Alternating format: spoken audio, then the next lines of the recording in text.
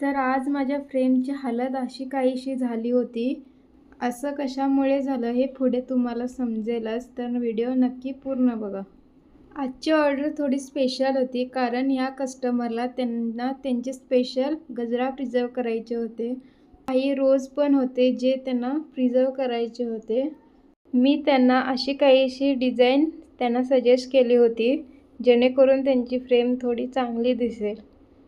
इथं मी रोज गजरा टाकून व्यवस्थित त्याला सँडिंग करून घेतलं.